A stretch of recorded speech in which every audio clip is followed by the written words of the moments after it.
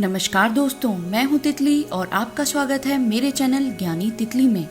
हमारे सनातन हिंदू धर्म में ऐसे कई रीति रिवाज और परंपराएं हैं जिनका निर्वाह हम पीढ़ी दर पीढ़ी करते आ रहे हैं।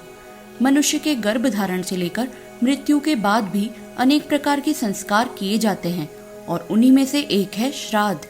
श्राद्ध कर्म हमारे पूर्वजों की आत्मा की शांति और उनके तर्पण के निमित्त हर वर्ष भाद्रपद माह की पूर्णिमा से लेकर अश्विन माह की अमावस्या तक किए जाते हैं। कहा जाता है कि इन 15 दिनों तक हमारे पूर्वज धरती पर किसी न किसी रूप में हमारे आसपास होते हैं और हम इस अवधि में श्रद्धा पूर्वक अपने पितरों के प्रति सम्मान प्रकट करते हैं और उनकी अतृप्त इच्छाओं को श्राद्ध कर्म के माध्यम से पूरा करते हैं।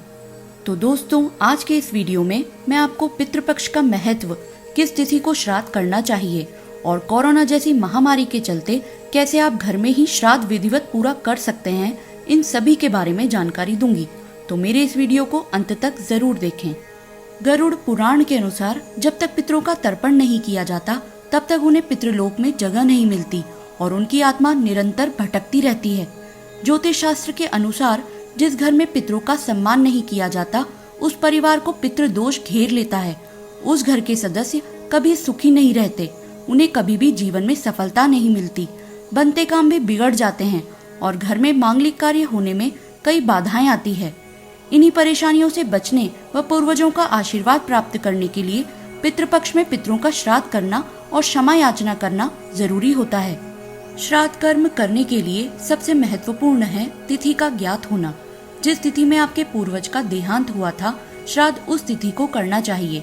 यदि आपको वह तिथि याद नहीं है या किसी कारणवश उस तिथि को आप श्राद्ध नहीं कर पाते हैं तो सर्वपितृ अमावस्या यानी पितृ विसर्जन के दिन आप वह श्राद्ध कर सकते हैं। और महिलाओं के लिए मातामही श्राद्ध यानी नवमी तिथि अधिक महत्वपूर्ण है। पितृपक्ष में श्राद्ध करने के लिए तिल और कुश का उपयोग जरूरी है, क्योंकि तिल भगवान विष्णु के पसीने से और कुश उनके रोम से उत्पन्न हुआ है और कुश में त्रिदेव यानी ब्रह्मा विष्णु महेश तीनों का वास माना जाता है। अब बात करते हैं श्राद्ध करने की विधि की। तो श्राद्ध तिथि के दिन सुबह जल्दी उठकर स्नान आदि करके पितरों के नाम से तिल, चावल और कुशा यानी एक विशेष प्रकार की घास, ये सभी चीजें हाथ में लेकर पितरों को जलांजलि अर्पित करें और ओम पितृ देवताभ्यो नमः मंत्र का जाप करें। अगर आप जनेऊ धारण करते हैं तो जनेऊ को दाएं कंधे पर रखकर तर्पण का कार्य करें, परंतु ध्यान रहे कि पितरों के लिए किए जाने वाली सभी क्रियाएं दक्षिण दिशा की ओर मुख रखकर ही की जाती है।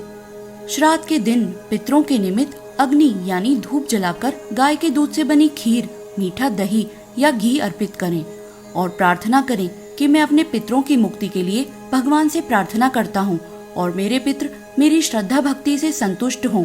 ऐसा करने से व्यक्ति को पितृ ऋण से मुक्ति मिलती है। श्राद्ध के दिन खाने में लहसुन, प्याज या किसी भी प्रकार की तामसिक वस्तुओं का उपयोग ना करें।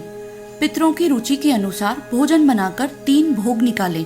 पहला भोग गाय को दें, क्योंकि गाय में देवताओं का वास माना गया है, इसीलिए श्राद्ध में गौ ग्रास का अत्यधिक महत्व होता है।